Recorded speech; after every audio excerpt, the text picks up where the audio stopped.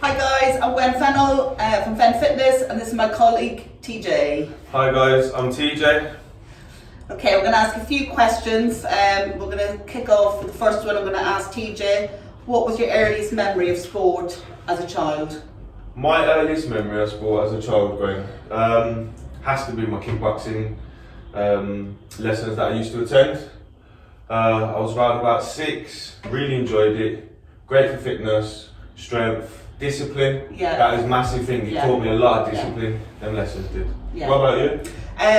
Probably by the age of 10, my dad took me to athletics, so I did a lot of cross country. Okay. And then, because I had quite a lot of family, so my sisters joined me as well, 2 of my other sisters joined me, but I also then played camogie, which is an Irish version of hurling. Okay. With a stick, right. so it's a bit lethal. That's a new one. And some basketball, so I was quite involved in my sport at quite a young age, so That's yeah. good. Yeah. So, do you know who was did you have an influential person as a child or not, or was it? Influential person as a child? Does it have to be related with sports? No, God no, not at all. There's a lot of people who's influenced me along my journey, along the years. It would be hard to narrow it down to one person. I've had a massive support network, including yourself, Gwen. Yeah. So you know what I mean, like you're an influence to me. You know what I mean? You're an influence to me. So yeah. What about you? Yeah, it's hard. When I had looked at this question yesterday, it was a bit like, who did influence me as a child? I probably said my dad, because he got me involved in sport. Yeah. And I was a big Muhammad Ali fan, and other sporting people, you know, like Steve Cram, Michael Johnson. There's loads, but yeah, you kind of, I think people throughout your life influence you different stages of your life as well. So it's very different, as you say, to pinpoint it just down to one person. Yeah, absolutely. Yeah, definitely. What did you want to do when you grew up? Did you kind of have an idea of what you wanted to do? Because it's always hard, I think, when you're younger to kind of know what you want to do. Yeah. Thinking back, when I was growing up, what I wanted to be? Originally, I wanted to be an architect. Okay, wow. I used to draw. I used to spend a lot of my time isolated, drawing. I used to draw out my problems and my issues and like a reflection kind of thing. Looking back now, that's exactly what it was. But at the time, it was just doodling. Yeah. But yeah, architect originally what I wanted to be when I was younger, and then over the years I've just got really into sports, training, and now I'm here at Jimmy, working together, training clients, changing people's perceptions of exercise and reaching their fitness goals. Yeah. So yeah. It's weird actually, because I was very similar. It's really weird actually, obviously not architecture, but my 2 favourite subjects at school was either sport or art. And I was at that, my 2 older sisters were very, very bright, very, very clever. I was more practical, hands-on, sporty type. And I remember going to, when we were looking to go to university and stuff, it was like, right, which shall I go? Could I go down the sport route or the art route? The art route? So I went up to the Art of College of Design in Dublin with my mum, and it frightened the life out of me. So I was like, no, I'll stick to my trainers. And that's what took me the direction into sport, which was weird. But but I've always enjoyed my art as well, a bit like you, where it's I'm a bit glad you stuck to reflection. sport. Yeah, me too. We wouldn't be here today. Oh no, definitely not. How did sport influence you, and did you use sport as a career? How did you use sport as a career pathway? Well, I think once I got on the actual journey of sport and exercise and fitness, and I kind of like stuck to it. It didn't leave me. No. It became a release for me. Obviously, growing up in care, and moving from foster family to family, I was isolated. Yeah, of course. So forget COVID-19, isolation. This has been happening from day one. Yeah, so you're used to it. Well, I'm used to it, but I used that. I used the sports and exercise to release. So every time I kind of went into myself or got a bit heated or I found like running and exercising and doing like hits and things like that. It's just a big release, man. Yeah. What about yourself? Yeah, it was certainly, obviously it was always involved in sport. It kind of made me fit and healthy, a bit like you. It was that release. It was like, I used to run when I was younger, so it was like getting away, almost probably running away a bit. Exactly. Running away from your problems. But what it did make me do, it kind of made me more determined, very driven, because I had friends who would say to me, you're never going to achieve. You're not going to do that. And I'm like, no, Makes I'll show you exactly. That's and that's what, and that kind of helped me then through my career path as well. That's good. So yeah, well definitely was as a career path, because obviously I became a PE teacher and then worked my way up. And now I've gone first into PE. Yeah, and now she's the studio gym manager. That's wicked, great. It's good to know where you come from. Absolutely, really. God, yeah, definitely. So did you would have probably done it, I suppose, with being moving around and care a lot as well. Would you have attended many kind of school clubs or clubs outside of school? Yeah. Well, not that I had a choice. It's like you in there after school. Yeah. Well, it kind of, I hated it because, as I said, as I was isolated as a kid and that, it was like any establishment I go into, like a foster home or a children's home, it was like everyone's in that kind of bubble. Yeah. So everyone's wary of each other, keeping each other at arm's length. So you kind of like separate yourself. But once I got thrown into these after school activities, it was like I had no choice, so I have to mix, and mix in and get involved with other kids, which is good, which is great. It's turned me into a confident person. I can go into any situation and just be myself. So I looking back now, that's benefited me a lot. Yeah. What about you? You go to any club? Did probably in Ireland there weren't massively after school clubs in school. Secondary school, probably basketball was the one, but then kind of home it was kind of athletics club.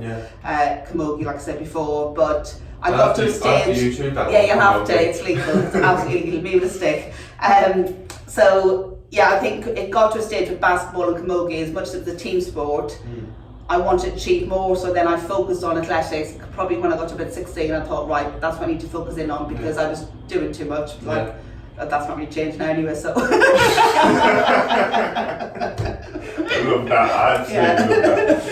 Oh no, God. So, what would you have done if sport never existed? Sport never existed.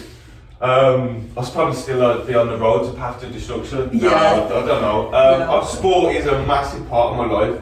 It's changed my mindset. It's changed my future ambitions, my goals, and where I want to be, who I am as a person. You know what I mean? Mentally, physically, emotionally. It's connected me to a lot of people who have the similar interests as me. We've kind of become a family, a team. You know what I mean? Even ourselves, we're back to back, and we get on so good. We've got the same interests. Same passion. I think, you know what, if sports wasn't in my life, I'd definitely still be helping people. I'd definitely still be trying to push people and share my journey to inspire them to be better and to do better. Definitely. I reckon you would be still doing that. I would say, and even like with my kind of teaching career, having done PE, then I worked my way up. So PE then became less. I started doing maths and more things, but it was the same thing of helping others, making a difference in people's lives. And as you said, it was that bit, probably similar to you, where you were moving, probably, foster homes, residential homes, where I moved counties a lot with my job. And because of my sport, I got to know quite a lot of people, but those friendships have stayed. You build up such good friendships. You do become more confident. And the good thing about sport is it allows you, like life, it allows you to fail. And you kind of go, and it makes you more determined. You go, do you know what, this is what I need to do, I need to pick up again. And it is that's massive, that's a really massive learning curve, because if you don't fail, you're not going to succeed. I know it's a cliche. We do, isn't it? It is very true. Wicked. So, what are you doing now, apart from sitting here talking to me? What I'm doing now. Minus COVID. Minus COVID. 2 meters apart. So at the minute, I'm doing a number of things. I'm here at Jimmy, waiting to open up at the end of lockdown. Can't wait, come on. So I'm going to be teaching classes, functional training, doing a bit of one-to-one PT work with clients, helping them reach their fitness goals. I'm also doing some schoolwork with yourself. So can't wait to get into that. That'll be good. Doing a bit of work with the prisons, children's homes. Talk about that, what you've been doing. So with the prisons, really good. With the prisons, what we're doing is obviously, as you probably could, as I probably mentioned before, I went away, made a few mistakes like we all do. Again, it's okay to make a mistake. It's just whether you learn from it and choose to change. Definitely. And that's exactly what I've done. So what I do now is go into the prisons, deliver fitness workshops, deliver motivational talks, and just try and influence other inmates to come out and make better life-changing decisions. It's going down great. I'm currently at Rainsbrook working with the vulnerable youth there. Honestly, it's fantastic. There's a lot of kids there who have been in care. Right, okay. And obviously working in that sector yourself, it's like we've got a connection. You can understand them. Absolutely. You know what I mean? I can understand them, and from two different angles, two different points of views. Good connection. It's really good, and I enjoy it. Yeah, no good. Doing a bit of work at the Prince's Trust. Hopefully things are going to take off a bit soon. Definitely. But I'll save that for a surprise. Yes. Yeah? So keep lookout, keep watching. It's going to be big. It's going to be good. What are you doing now then with yourself? Yeah, so currently obviously with COVID, doing a lot of Zoom sessions, I do PT through Zoom. I'm doing 3 kettlebell sessions with my kind of FEN team, my clients. Still doing some education work, so that's quite nice. Right. So I'm working with Equal Education, doing some tutoring. I'm not personally doing the tutoring, but it's a consultancy for children in care. Okay, cool. So yeah, it's been quite nice to kind of keep my foot still in the door, good for you, which is good. So yeah. I feel like the kids in care, they do need a rock. Yes. They do need that support network. They do need someone who's going to come in and fight their battles for them. Definitely. Because being vulnerable and being young and being in care in them situations, it's hard to get noticed. It's hard for someone to hear your cry and your cry for help. Yeah. Whereas because you've been working in that sector now, you know exactly what needs to be done and how these. Exactly. You're making a big difference out of it. No, definitely for you. So, what is your kind of ambition, your kind of future? Obviously, you're here now. You've made a huge amount of progress already and achievement. So, what's your next kind of? Where do you kind of see yourself in a couple of years' time? It's time. I'll still be here. When will let me leave? She will not let me leave. I'll still be here doing classes. You can be manager by then. In a few years, I'm not sure. Well, I want to just continue doing my work really. Continue helping disadvantaged families. Continue helping kids in care, and just trying to create opportunities for them so they can follow in my footsteps. Yeah. Create a network, create an organisation so everyone's on the same wavelength with me and say, in the medium mark, let's go in the future. Yeah, sounds good. Let's change lives. Yeah, absolutely. Yeah. Bit similar. I'm probably, obviously taking on studio manager, keep that going, see how that goes. We've got a good team, so I'm looking forward to getting the team up and running in 2 years. And again, a bit like I said, it's that continuing to inspire people, change people's lives. I mean, my big dream, but come on, let's hear it. Go on. But I would love to own like a massive building, like a retreat. Yeah. Where you've got fitness, you've got health and well-being, you've got boot camps. Just waking up to that every morning. Just like your own little personal village. Yeah. That's exactly like a residential home.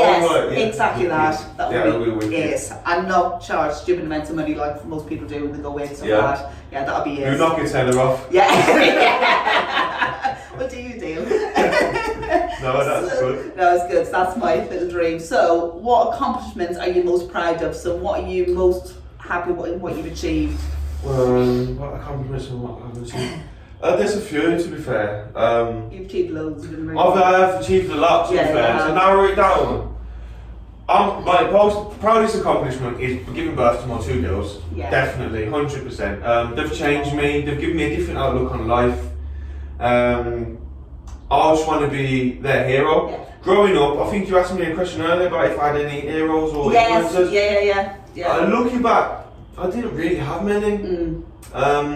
Personal attached like that. Yeah, of course, yeah. But I want to change that. So I don't want someone to ask my girls this simple question in the future and say, did you have any heroes? And they say no. I want them to say, look, my dad. Yeah. Other accomplishments I'm proud of. I've currently enrolled on level 3 petals teaching course. So hopefully I'll be able to train trainers to become trainers. Trainers, yeah. Is that right? Yeah, that's right. Yeah. Yeah, there's loads, Gwen. There's loads. But I'm just here. I'm happy to be here. Absolutely. I'm happy to be with you. I'm happy to be with Dan. Yeah. I'm happy to be part of this and part of many things to come in the future. Definitely. Yeah, sounds good. What about you? Probably my athletic achievements, my marathon times. Yeah, and I suppose your CrossFit. Training, yeah, bit of my bodybuilding stuff that I went through midlife crisis. Gwen's a beast. And then I suppose probably my career kind of development, because at no stage, because my two older sisters were extremely bright, I always thought I never set out to be a head teacher. Okay. So obviously started off as a PE teacher, and then the problem with me is I do a couple of years, I get bored, and what's the next challenge? I worked my way up and became a head. Right, that's wicked. And it's stuff like that, you almost look back, you don't That is a you don't see it at the time, do you? Because you kind of just go with it, don't you? And it's, yeah, absolutely. So yeah, so I think it's important that you almost accept the achievements that you've done along the way, isn't it? That's really? good. But that is fantastic. yeah, no, it's good. So you went from PE teacher. Yeah, became then head of So you went from PE teacher to head teacher. Yeah. So you're giving people detention when they skip PE. Yeah, terrible. My kids never got away with not doing PE. They forgot the kid that still did it. That's massive. Well done, mate. That is good. That's great. So this is probably a hard one really for you, but would you change anything in your past to influence where you are now? Would I change anything in the past? Gwen, yes I would. Yeah. Loads. As I said, growing up, it's been really difficult. Yeah, of course. Challenging. You know what I mean? Like, my mother was taken from us, murdered, and been in care, alcohol, domestic abuse. I'll change it. I'll change it in a heartbeat. Of course I would, yeah. For me to sit here and say, no, it's made me who I am today, that's a lot, man. Yeah. That can mentally leave trauma in people, affect their mental health massively, and if they haven't got a support network, like I keep saying, it's really hard for them to live up and face up to these traumatic moments in their life. So what, I suppose, advice would you give to young people then to kind of, if they're in that situation of how to seek help or... It's you know what, it's easy looking back now and saying, listen, I would say this, if you was going through this situation, do this and do that. But being that age and that vulnerable and being in that environment, it's really difficult. It's really difficult to even be heard. Yeah. I know there's loads of organisations like NSPCC, Argos, you know, the rest of it. Yeah, but where are they in that situation when you need them at the time? Yeah. Then they're not there. You know what I mean? It's difficult. The only advice I can give to a young person is, listen. I don't know. I have to choose my words carefully here. There is going to be brighter days. There's light at the end of the tunnel. You know what I mean? We all grow up. When you're age 7, 8, 9, 10, or when you're 15, that you feel like it's going to be forever until you're 18. Yeah. But when you reach 18, you wish you were 7. You wish you were 7 again. Yeah, definitely. Listen, I've been there. I've been through the worst of the worst. I've been through hell and back, and I'm here now, smiling. I'm with great people. Great support network, and you know what? I never thought there would be shiny days, and now every day is shining for me. Yeah. It's amazing, honestly. So you just gotta you gotta stay strong. You've got to stay strong. You've got to have faith, believe in the system, and you've got to want to change. You've got to want to be helped. I know in some situations it's different and it's flipped, but initially, just stay strong. You get through it. Yeah. I promise you. Yeah. What being in your working in your sector, being a social worker, working in the schools, what advice could you and also working with me and hearing my life story? Yeah, absolutely. What advice could you give to me? I think again it's that bit of kind of attack it each time, but it's that bit of it's almost getting through the present time, but you will have there might be someone that you can talk to, whether it's a teaching assistant or a teacher or your social worker, you've got a good social worker, or a friend or your foster care, you know, it just depends who you've got that connection with, because you need that connection with someone to be able to confide in and also have the trust with somebody as well. Trust but I think it is massive. It's almost that bit of, and it's easier said than done, is don't be afraid to say it. But that's difficult sometimes in those situations because you might feel scared and fearful of what could happen, but there is a lot of support and help out there, and I think even more so now than ever. And people want you to succeed and do well. Following up to what you just said there, a massive, as I didn't mention this, but the relationship between social worker and child needs to be well connected. It needs to be like strong as ever, because trust for coming from a vulnerable child in care, trust is massive. You've been let down by, you know what I mean, your families and your carers and whatnot, and the system, social workers, you know what I mean. Like at that age, and not a lot of the information can't be disclosed to you because obviously you're in that situation. But once you get older, you understand the process of it. So at the age when you're saying, oh, where am I going, or what's happened to my mum, or blah blah, that you get sugar-coated a lot of stuff, and it's only for your own protection. You know what I mean? It's not malicious in any way. It's not to try and trip you up. It's not to wreck your life. And it's easy to think that at that age, and think that the world's against you and you're on your own. But please believe that these things have been put in place to protect yourself and for your own safety and your own vulnerability. Like social workers will only take you out of the family home if they feel like there is a risk or a serious someone's going to have a serious detrimental effect on the child. But other than that, they're there for you. They're there to support you. They're there. The last thing they want to do is take you away from your family, take you away from your mum, and things like that. They'll try every angle first, and then and that's massive. That's massive. Huge. So we kind of touched on a little bit, but kind of what would you say to the young people watching to help them build their own aspirations? Okay.